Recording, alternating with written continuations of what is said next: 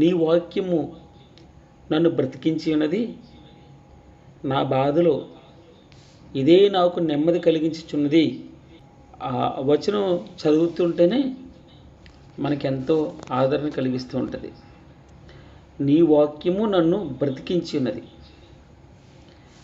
నా బాధలో ఇదే నాకు నెమ్మది కలిగించుచున్నది. చక్కని ఎక్స్ప్లెనేషన్ ఇచ్చింది. ప్రతి పద్యంలోని 8 మాటలు వస్తాయి. ఆ 8 పర్యాయ పదాలు వాక్యానికి అన్వయించుకోవాలి అని తల్లి చెప్తుంటే చాలా సంతోషం అనిపించింది. చివరిగా ఆమె మాట చెప్తూ, నీ ఉపదేశమును అనుసరించి నడుచుకొనుచున్నాను. ఇదే నాకు వరముగా దయచేయబడి ఉన్నది. అనగా వాక్యము వరముగా దయచేయబడి ఉన్నది. వరం, నీకేం వరం కావాలి అని కోరుకుంటే మనమైతే ఏం కోరుకుంటాం? అయ్యా, 1 కోటి రూపాయలు డబ్బు ఇయ్యి, మంచి ఇల్లు ఇయ్యి, మంచి ఉద్యోగం ఇయ్యి, మా బిడ్డలకి వివాహం, పిల్లలు, రకరకాల ఈ ఇహమైనటువంటి కోరికలు కోరుతాం. అయితే భక్తుడు మనం 27వ వచనంలో కూడా చూస్తాం. నేను ఒక వరం అడుగుతున్నాను, ఎల్లప్పుడూ నిత్యము నీ సన్నిధిలో నీ ధర్మశాస్త్రము ధ్యానించాలి, నీ సన్నిధిలో ఎప్పుడూ ఉండాలి. అది కోరిక. అనగా దాని అర్థం ఏంటంటే, నీ వాక్యము నాకు స్వాస్థ్యముగా ఉండాలి. అదే నాకు వరం. ఇది నిన్న మనం ధ్యానం చేసాం. చివరిగా, నీ ఉపదేశం అనుసరించి నడుచుకొనిచున్నాను, ఇదే నాకు వరం అని ప్రీతి ఎక్స్ప్లెనేషన్ ఇవ్వడం మనం చూసాం. ఈ రోజున 119వ కీర్తన, హేత్. యెహోవా నీవే నా భాగము, నీ వాక్యములను అనుసరించి నడుచుకుందునని నేను నిశ్చయించుకొని ఉన్నాను. యెహోవా నీవే నా భాగం. ఈ మాట అనేక చోట్ల మనం పరిశుద్ధ బైబిల్ గ్రంథంలో చూస్తాం. మొదటగా 16వ అధ్యాయము 5వ వచనంలో, కీర్తనలు 16 5వ వచనంలో, యెహోవా నా స్వాస్థ్య భాగం, అనగా నా ఆస్తిలో నాకు రావాల్సిన భాగం అడిగితే నేను యెహోవానే కోరుకుంటాను. ఒకవేళ నా పానీయ భాగం అన్నాడు, అనగా ఒకవేళ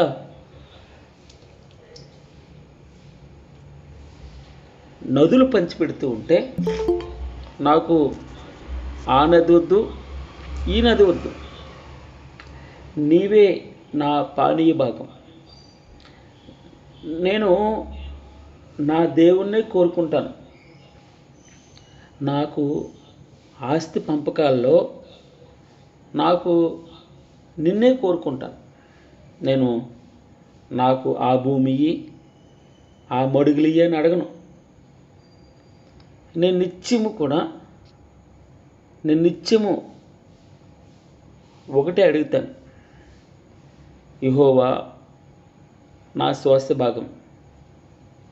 అమ్మ, నా మాట వినపడుతుంది కదా తల్లి? సడన్గా కొంచెం డిస్టర్బెన్స్ వచ్చింది. మంచిది. యెహోవా నా స్వాస్థ్య భాగం.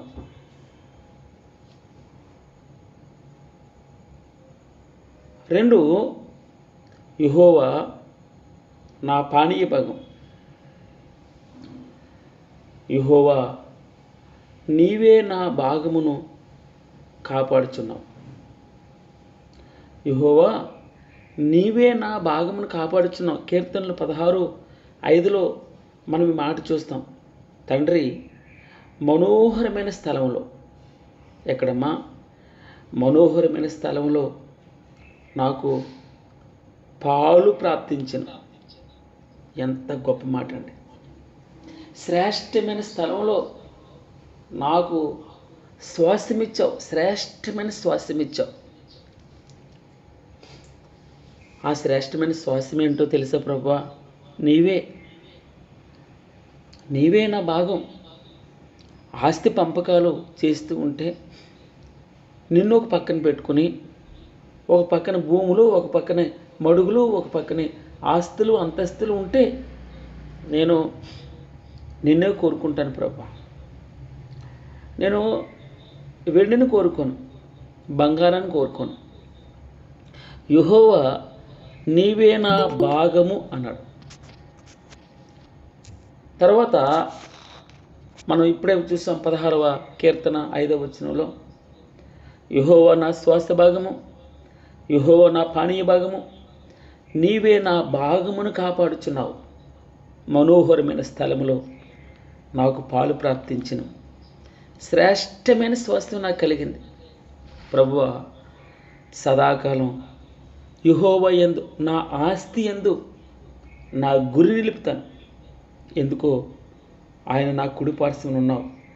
నేను కదల్చబడను, నేను స్థిరంగా ఉంటాను. నా చూపులు అటు ఇటు ఉండవు. నా పరిస్థితులన్నీ ఎరిగిన దేవుడు నాయనా, నీవు నా ఆస్తిగా ఉండు, నా అంతస్తు నీవే, నా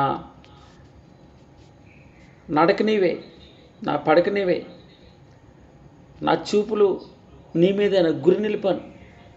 నీవే మనోహరమైన స్థలంలో నాకు పాలు ప్రాప్తిస్తూ ఉంది. శ్రేష్టమైన స్వాస్థ్యం నాకు కలుగుతూ ఉంది. ప్రభువా, శ్రేష్టమైన స్వాస్థ్యం నీవే సదాకాలం. ప్రభువా, నీ యందే నా గురి నిలుపుతాను. 142వ కీర్తన 4 నుంచి 6 వచనాలు చూస్తే, నా కుడి ప్రక్కను నిదానించి చూడుము, నన్ను ఎరిగినవాడు ఒకడు నాకు లేకపోయాడు, ఆశ్రయమేదియు నాకు దొరకలేదు, నా ఎడల జాలిపడవాడు ఒకడు లేడు.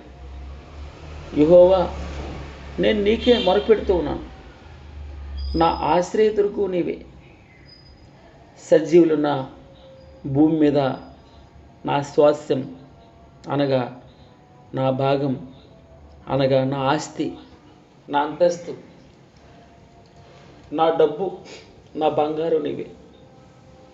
సజీవులున్న భూమి మీద నా స్వాస్థ్యం నీవే అని నేను అనుకుంటూ ఉన్నాను. విలాప వాక్యములు 3వ అధ్యాయము 18వ వచనం నుండి 25వ వచనంలో ఎంతో చక్కని లేఖన భాగాలు ఉంటాయి. విలాప వాక్యాలు ఎవరైనా తీస్తే చదవగలరమ్మా? 3వ అధ్యాయము 18వ వచనం నుండి 25వ వచనం వరకు నేనే చదువుతున్నాను. యెహోవా యందు నా బలము ఉడిగిను అనుకుంటుని, యెహోవా యందు నాకు ఇక ఆశలు లేవనుకున్నాను. నా శ్రమను, నా దురవస్థను, నేను త్రాగిన మాచిపత్రిని చేతును జ్ఞాపకం చేసుకొనుము. ఎడతెగక నా ఆత్మ వాటిని జ్ఞాపకం చేసుకుని నాలో కృంగి ఉన్నది. అది నీకు ఇంకా జ్ఞాపకం ఉన్నది కదా, నేను దీని జ్ఞాపకం చేసుకొనుగా నాకు ఆశ పుడుతుంది. ప్రభువా, నీవు నా శ్వాస భాగం తండ్రి, నా పానీయ భాగం. ప్రభువా, మనోహరమైన స్థలంలో నాకు పాలు ప్రాప్తించను. శ్రేష్టమైన శ్వాసం నాకు కలుగుతూ ఉందయ్యా. సదాకాలం యెహోవా యందు నా గురి నిలుపుతున్నాను. ఆయన నా కుడి పార్శ్వమున ఉన్నాడు గనుక నేను కదల్చబడను. యెహోవా కృపగలవాడు, ఆయన వాత్సల్యత ఎడతెగక నిలిచినది కనుక మనము నిర్మూలము కాకుని వారు. అనుదినము నూతనముగా ఆయనకు వాత్సల్యత పుడుతుంది. ప్రభువా, నువ్వెంతైనా నమ్మదగిన వాడు. ప్రభువా, యెహోవా నా భాగమని నేను అనుకుంటున్నాను. యెహోవా నీవే నా ఆస్తిలో నాకొచ్చి భాగమని నేను అనుకుంటూ ఉన్నాను. ఆయన యందు నేను నమ్మిక ఉంచి ఉన్నాను. ఆయన నా శ్వాస భాగం, నా పానీయ భాగం. ప్రభువా, నాకు మనోహరమైన స్థలంలో నీవు నా భాగంగా దొరకవు, నా ఆస్తిగా నీవే దొరకవు ప్రభు. నాకు నీవు శ్రేష్టమైన శ్వాసం నా జీవితంలో నీవే ప్రభువా, శ్రేష్టమైన శ్వాసాన్ని. నిన్ను విడిచి ఎక్కడికి వెళ్ళగలను? నిన్ను విడిచి ఎక్కడికి వెళ్ళగలను ప్రభువా? నీవే నా భాగము, నీవే నా భాగమును కాపాడుతున్నావు ప్రభువా. 73వ కీర్తన అనేకసార్లు మనం చదువుతాం. 73వ కీర్తన 25వ వచనంలో, ఆకాశమందు ప్రభువా నువ్వు తప్ప నాకెవరున్నారు? నీవు నాకుండగా లోకం లేనిది ఏది నాకు అక్కర్లేదు ప్రభువా. నా శరీరం, నా హృదయం క్షీణించిపోయినా దేవుడు నిత్యము నా హృదయమునకు ఆశ్రయం, నా హృదయానికి ఆశ్రయదుర్గంగా ఉన్నావు. నాకు నీవు శ్వాసమై ఉన్నావు, నా ఆస్తివై ఉన్నావు, నా అంతస్తు నీవే నాయన. నాకైతే దేవుని పొందు ధన్యకరము అంటాడు 28వ వచనంలో. ఆకాశమందు ప్రభువా నువ్వు తప్ప నాకెవరున్నారు? నీవు నాకుండగా లోకంలోనిది. నేను నా అన్నదమ్ముల మధ్య ఆస్తిని పంచుకుంటే, నా కుటుంబస్తుల మధ్య ఆస్తిని పంచుకుంటే, ఒక పక్కన నిన్ను పెట్టుకుని ఒక పక్కన భూములు పంచుతూ ఉంటే నేను నిన్నే అడుగుతాను, ఎందుకో తెలుసా? నువ్వు తప్ప నాకెవ్వరూ లేరు ప్రభువా. నీవే నన్ను గొప్ప చేసేవాడు. నీవు నాకు లోకంలో ఉండగా, నీవు ఉండగా నాకు లోకంలోనిది ఏది అక్కర్లేదు అంటాడు భక్తుడు. నా శరీరం ఒకవేళ నా దేవుడు రక్షించుటకు సమర్థుడు, రక్షించలేకపోయినా నేను ఆయన యందు నమ్మిక ఇచ్చినాను. ఆయన నా స్వాస్థ్యము, నా ఆశ్రయ దుర్గం. నా శరీరం, నా హృదయం క్షీణించిపోయిన దేవుడు నిత్యము ఎల్లప్పుడూ నా హృదయమునకు ఆశ్రయ దుర్గం. స్తోత్రం ప్రభువా. ఒకరోజున యాకోబునకు స్వాస్థ్యమగువాడు ఎవరికండి? ఇశ్రాయేలునకు స్వాస్థ్యమగువాడు అటువంటి వాడు కాదు అన్నాడు ఇర్మియా గ్రంథం 10వ అధ్యాయం 16వ వచనంలో. ఆయన సమస్తమును నిర్మించేవాడు. ఇశ్రాయేలు ఆయనకు స్వాస్థ్యముగానున్న గోత్రం. సైన్యములకు అధిపతి యెహోవా అని ఆయనకి పేరు. యాకోబు ఆస్తి ఎవరో తెలుసమ్మా? దేవుడే. యాకోబునకు స్వాస్థ్యమగువాడు అటువంటి వాడు కాదు అన్నాడు. అనగా యాకోబునకు, అనగా నీకు నాకు ఆయనే స్వాస్థ్యం. ఆయన పేరు సైన్యములకు అధిపతి యెహోవా అని ఆయనకి పేరు. మన పక్కన సైన్య సమూహం ఉంది. కుడి ప్రక్కను ఆయన నేడుగా ఉంటాడు. ఎండ దెబ్బ తగలదు, రాత్రి వేళ కలుగు, వెన్నుల దెబ్బే నువ్వు భయపడుకుంటూ ఉంటావు. యెహోవా నీవే నా భాగం, నీ వాక్యములను అనుసరించి నడుచుకుందునని నేను నిశ్చయించుకుంటున్నాను.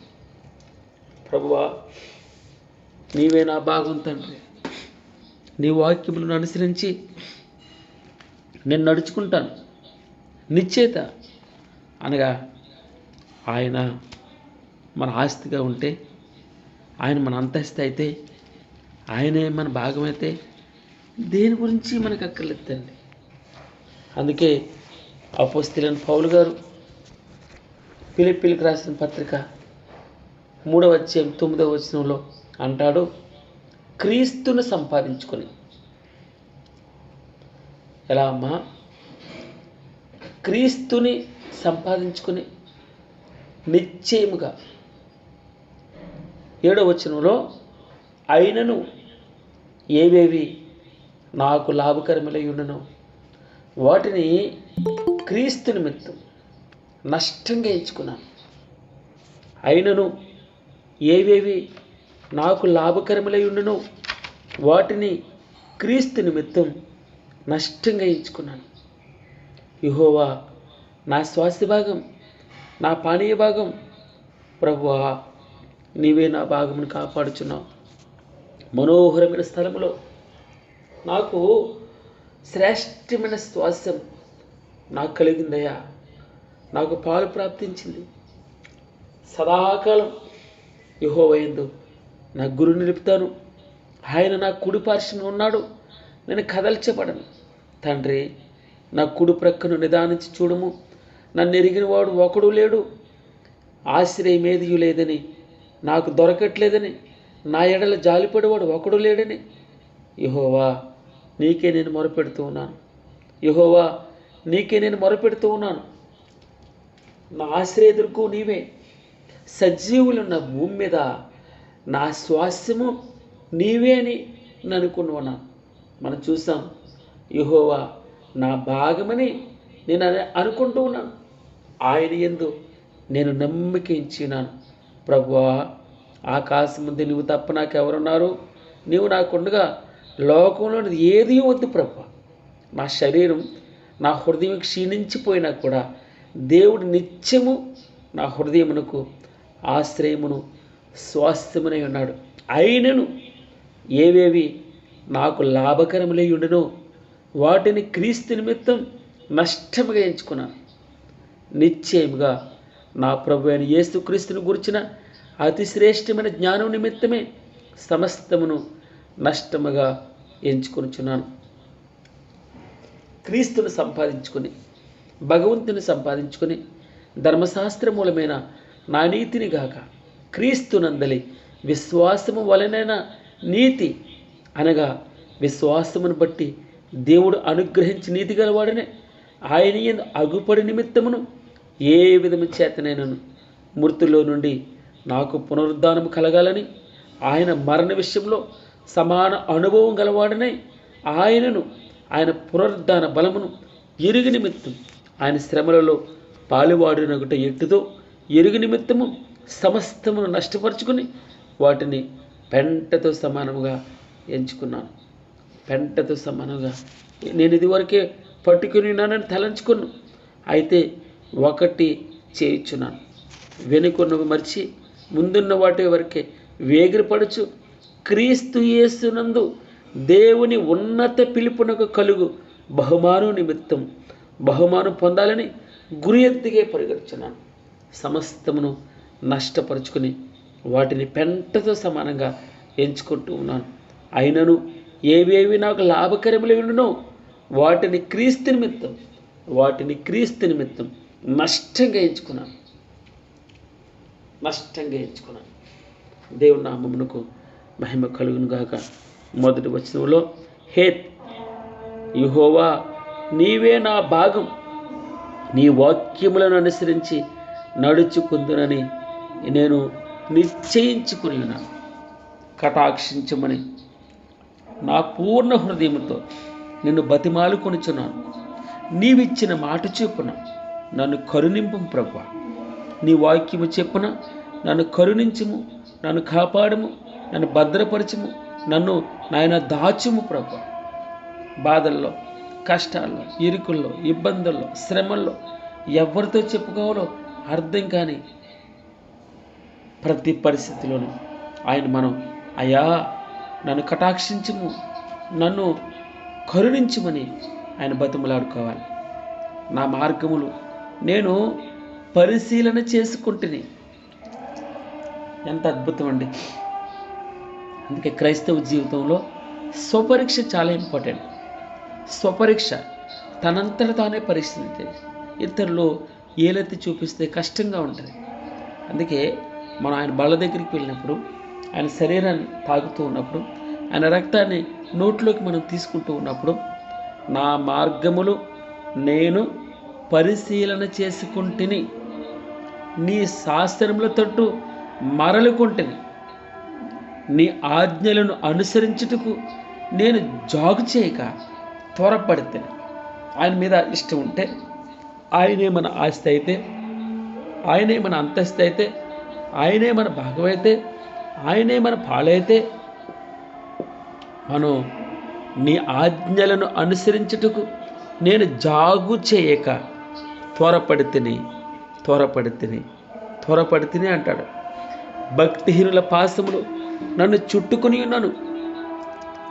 నేను నీ ధర్మశాస్త్రమును నేను మరువలేదు. ఎంత అమోఘమైన అర్థం చూడండి.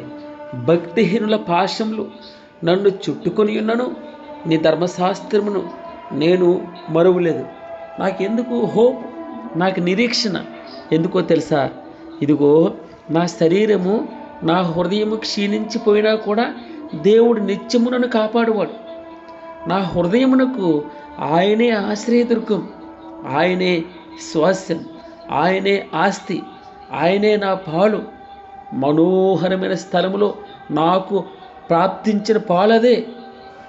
ఆయనే నాకు శ్రేష్టమైన స్వాస్థ్యం కలిగింది. స్తోత్రం ప్రభువా. భక్తిహీనుల పాశములు నన్ను చుట్టుకొని ఉన్నను, నీ ధర్మశాస్త్రమును నేను మరువలేదు. న్యాయమైన నీ విధులను బట్టి, నీ వాక్యమును బట్టి నీకు కృతజ్ఞతాస్తుతులు చెల్లించుటకు అర్ధరాత్రి వేళ నేను మేలుకొని వాడను. విచిత్రంగా ఉంది కదండి. ఈయన వాక్యాన్ని బట్టి ఆయనకు కృతజ్ఞతాస్తుతులు చెల్లించడానికి అర్ధరాత్రి వేళ నేను మేలుకొని వాడును అన్నాడు. నిన్న కూడా ఈ మాట మనం చూసాం. నిన్న ఇదే మాట చూడండి, 55వ వచనంలో యెహోవా రాత్రి వేళ నీ నామమును స్మరణ చేయుచున్నాను. 55వ వచనం జాయిన్ అనే పద్యంలో 55వ వచనంలో ఏముంది? యెహోవా రాత్రి వేళ నీ నామమును స్మరణ చేయుచున్నాను. స్మరణ అంటే ఏంటి? జపం చేస్తున్నాను. స్మరణ అనగా జ్ఞాపకం చేసుకుంటూ ఉన్నాను. వాక్యాన్ని రాత్రి వేళ నీ నామమును స్మరణ చేయుచున్నాను, నీ ధర్మశాస్త్రమును అనుసరించి నడుచుకొనిచున్నాను అంటాడు. నీ ఉపదేశమును అనుసరించి నడుచుకుంటూ ఉన్నాను. ఇదే నాకు వరముగా దయచేయబడింది. వరం నాకు ఇష్టమైనది అదే అడిగాను నేను, అదే నాకు దయచేయబడింది. ప్రభువా అర్ధరాత్రి వేళ ఎక్కడమ్మా? క్షమించండి, 62వ వచనం. న్యాయమైన నీ విధులను బట్టి నీకు కృతజ్ఞతాస్తుతులు చెల్లించుటకు అర్ధరాత్రి వేళ నేను మేలుకొని వాడు. ఎంత అద్భుతమైనటువంటి భావన భక్తుడికి. అందుకే మన జీవితాలు అర్థం ఏంటో తెలుసా? ఆయన అయి ఉన్నది, ఆయనే ఆస్తి, ఆయనే అంతస్తు, ఆలోచన ఆయనే. అందుకే ఏవేవి నాకు లాభకరములై ఉండునో వాటిని క్రీస్తు నిమిత్తం నష్టంగా ఎంచుకున్నాను అన్నాడు భక్తుడు. అయినను ఏవేవి నాకు లాభకరములై ఉండునో వాటిని క్రీస్తుని నష్టంగా ఎంచుకున్నాను. క్రీస్తుని సంపాదించుకుని వాటిని సమస్తమును, మిగిలిన వాటిని సమస్తమును పెంటతో సమానంగా ఎంచుకున్నాను అన్నాడు. అందుకే దేవదేవుడు అంటాడు, వెనుకున్నవి మర్చిపోయి ముందున్న వాటి కొరకే క్రీస్తు యేసునందు దేవుని ఉన్నత పిలుపు కలుగు బహుమానం పొందాలని గురు ఎత్తుకే పరిగెడుతున్నాను. అందరూ ఒక ఎత్తు, నేను ఒక ఎత్తు. నువ్వేమైనా అడుక్కో, నువ్వేమైనా అడుగు, నాకు ఏమొద్దయ్యా, నా దేవుడు ఉంటే నాకు చాలు, నువ్వు నా భాగం అయ్యా. నాకు వేటి మీద నాకు ఆశ లేదు, వేటి మీద నాకు ధ్యాస లేదు. యెహోవా నా శ్వాస భాగం, యెహోవా నా పానీయ భాగం, నీవే ప్రభువా నా భాగమును కాపాడుచున్నావు. మనోహరమైన స్థలంలో ఈ మాట చదువుతుంటేనే 16వ కీర్తన 5వ వచనంలో ఈ మాట చదువుతుంటేనే సంతోషం అనిపిస్తుందండి. శ్రేష్టమైన స్వాస్థ్యం నాకు కలిగింది. ఆ స్వాస్థ్యం నీవే ప్రభువా. ఆ స్వాస్థ్యం నీవే. మనోహరమైన స్థలంలో నాకు పాలు ప్రాప్తించింది. అది నీవే. ఇర్మియా 10:16 మనం చూసాం ఇప్పుడే. యాకోబునకు స్వాస్థ్యమగు వాడు వాటి వంటి వాడు కాదు. యెహోవాకు స్వాస్థ్యమగు వాడెవడు? దేవుడే. ఆయన సమస్తమును నిర్మించేవాడు. ఇశ్రాయేలు ఆయనకి స్వాస్థ్యముగానున్న గోత్రం, సైన్యములకు అధిపతిగా యెహోవా అని ఆయనకు పేరు. దేవునికేమో యాకోబు స్వాస్థ్యమట, యాకోబునకు దేవుడు స్వాస్థ్యమట. స్వాస్థ్యం మనకేంటి? ఆస్తి. ఈ స్వాస్థ్యం ఎప్పుడు మాట్లాడుకుంటాం? ఆస్తి పంపకాల్లో మనం అర్థమవుతుంది. నీకేం కావాలి, నీకేం కావాలంటే పట్టు విడవరు. నాకు అదే స్థలం కావాలి. ఇంకో విధంగా చెప్తే ఏమంటారు? ఈస్ట్ నార్త్ ఈస్ట్ అంటారు కదండి. నాకు నార్త్ ఈస్ట్లో ఉందే అదే కావాలి, రోడ్డు పక్కన ఉంది అదే కావాలి, మంచిది కావాలి, ఎక్కువ బంగారం కావాలి, వజ్రాలు ఉన్నాయి ఇవే నాకు కావాలి, మంచి ఇల్లు అదే, మా డాడీ నాకు నా పేరు కట్టించాడు అదే నాకు కావాలి అని ఆస్తి పంపకాలు అడుగుతారు. అయితే భగవంతుడు ఒక పక్క నుండి, ఆస్తి ఒక పక్కన ఉంటే భక్తుడు ఏం కోరుకున్నాడు తెలుసమ్మా? యాకోబునకు స్వాస్థ్యమగవాడు అటువంటి వాడు కాదు సమా, ఆయన సమస్తమును నిర్మించేవాడు. కోరుకుంటే రాజునే కోరుకోవాలి. రాజు మనతో ఉంటే రాజభోజనం మన ఇంటికి వస్తుంది, రాజుకున్న సెక్యూరిటీ మన ఇంటికి వస్తుంది. చూడండి, మనం అడిగితే ఆయన్నే అడగాలి. అదే అపోస్తలుని పౌలు గారు అడుగుతున్నాడు. అయినను ఏవేవి నాకు లాభకరములైననో వాటిని క్రీస్తు నిమిత్తం నష్టంగా ఎంచుకున్నాను. నష్టంగా ఎలాగైనా సరే క్రీస్తుని సంపాదించుకోవాలి. మిగిలిన వాటన్నిటినీ పెంటతో సమానంగా ఎంచుకుంటున్నాను. వెనుకున్న నా ఆస్తిని మర్చిపోతున్నాను, వెనుకున్న నా బలహీనతను మర్చిపోతున్నాను, ఫెయిల్యూర్స్ని మర్చిపోతున్నాను, ముందున్న గురువు వైపే పరిగెడుతున్నాను. నా ఆస్తి, నా అంతస్తు, నా స్వాస్థ్యం, నా పానీయ భాగం, నా స్వాస్థ్య భాగం ప్రభువా, నా భాగం నీవు. నీ యందు భయభక్తులు గల వారందరికీ నీ ఉపదేశములను అనుసరించి వారికి నేను చెలికాడను. అది సహవాసమును విడిచిపెట్టను. చెలికాడంటే ఎవరమ్మా? నేను చెలికాడను, నేను స్నేహితుడిని. నాలా ఎవరెవరైతే భగవంతుడు అంటే బాగా ఇష్టపడుతున్నారో, భగవంతుని స్వాస్థ్యంగా కోరుకుంటున్నారో, ఆయనే పానీయ భాగంగా కోరుకుంటున్నారో, ఎవరైతే నాకు దేవుడు ఉంటే చాలు ఇంకేం అక్కర్లేదు అని అనుకుంటున్నారో వారు నాకు ఫ్రెండ్స్. నేను వారితో స్నేహం చేస్తాను. అపోస్తలుల బోధ, రొట్టె విరుచుట, ఎడతెగక ప్రార్థన, సహవాసం, ఎడతెగక సహవాసం. నా ఫ్రెండ్స్ అంతా వారే నిజంగా రక్షించబడ్డవారు. సొంత రక్షకుడుగా దేవుడిగా అంగీకరించిన వారు నాకు చెలికాళ్ళు అనగా నా స్నేహితుడు. ఎవరితో సహవాసం చేస్తాను, ఎవరితో కలుస్తాను అన్నాడు. సరే, ముగిస్తున్నాను. 57వ అధ్యాయంలో యెహోవా నీవే నా భాగం. ఈ మాటే చాలా 10-15 నిమిషాల నుంచి చెప్పాను. యెహోవా నీవే నా భాగము, నీ వాక్యములను అనుసరించి నడుచుకుందునని నేను నిశ్చయించుకున్నాను. కటాక్షించమని నా పూర్ణ హృదయముతో నిన్ను బతిమాలుకొనుచున్నాను. నీవిచ్చిన మాట చెప్పున నన్ను కరుణించి ప్రభువా. నా మార్గములు నేను పరిశీలన చేసుకుంటూ ఉన్నాను, నీ శాస్త్రముల తట్టు మరలుకుంటూ ఉన్నాను. నీ ఆజ్ఞలను అనుసరించుటకు నేను జాగు చేయక త్వరపడుతూ ఉన్నాను. భక్తిహీనుల పాశములు నన్ను చుట్టుకొని ఉన్నాను. నా శరీరం, నా హృదయం క్షీణించిపోయినా కూడా దేవుడు నిత్యము నాకు ఆశ్రయదుర్గంగా ఉన్నాడు. ఆయనే నాకు స్వాస్థ్యంగా ఉన్నాడు. భక్తిహీనుల పాశములు నన్ను చుట్టుకొని ఉన్నా నీ ధర్మశాస్త్రము నేను మరువలేదు.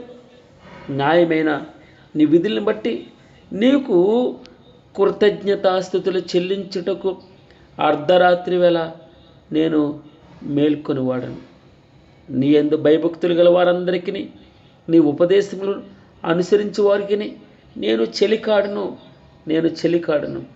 దేవుని నామమునకు మహిమ కలుగునుగాక. దేవుడు ఉదయకాలన నాకైతే నీ ఉంటే చాలు ప్రభు, నాకు ఇంకేం అక్కర్లేదు. అందుకే మనం ఏమైనా పాట పాడతాం, నీ ఉంటే చాలు యేసయ్య, నీ ఉంటే చాలు ప్రభు, నువ్వు నా పక్కన ఉంటే చాలు. నాకు ధైర్యం నీవు, నా విశ్వాసం నీవు, నాకు రక్షకుడు నీవు, నాకు భగవంతుడు నాతో ఉంటే నాకు ఇంకేం లోటు ఉండదండి. యాకోబు శ్వాసం అట దేవుడే అట. యాకోబు యొక్క ఆస్తి, యాకోబు యొక్క స్వాస్యం, యాకోబు యొక్క భూమి, యాకోబు యొక్క మడుగులు, యాకోబు యొక్క డబ్బు, యాకోబు యొక్క బంగారం, యాకోబు యొక్క వెండి దేవుడే. ఆయన పేరు సైన్యములకు అధిపతియగు యెహోవా అని ఆయనకు పేరు. గాడ్ బ్లెస్ యూ అమ్మా. దేవుడు